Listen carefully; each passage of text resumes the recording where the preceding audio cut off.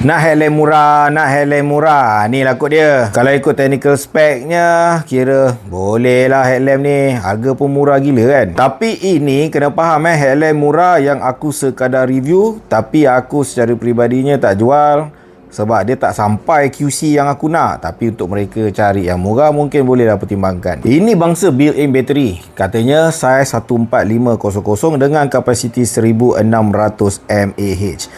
Adakah saiz tu betul? Aku pun tak pasti. Nak kopek macam mana pun tak tahu. Dan nama pun built-in. Built-in battery dia pun senang. Nak cas, cuma kopek dekat belah bawah ni. Tu dia Type C. Dengan built-in battery yang dia ada, dia kata boleh tahan 5 ke 12 jam.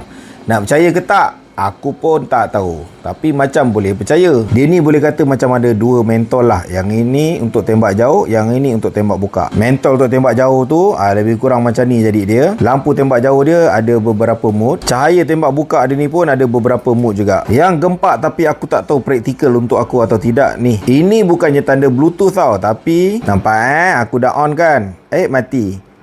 On. Mati. On. Mati. On. Dia ada wujudkan sensor dekat lampu ni. Kalau kita nak pakai dia, bolehlah tekan je button tu.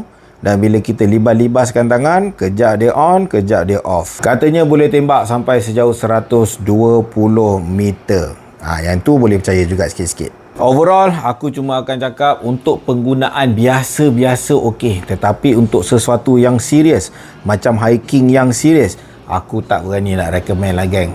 Barang yang serius kau ambil lah yang mahal sikit, yang ada kualiti. Yang ini Superfire bukannya aku cakap langsung tak ada kualiti, tetapi kualiti dia secara peribadi pada pendapat aku belum sampai tahap aku boleh gantungkan nyawa aku dekat kau lagi. Pendapat korang macam mana? Ada pengalaman? Letakkan di ruangan komen.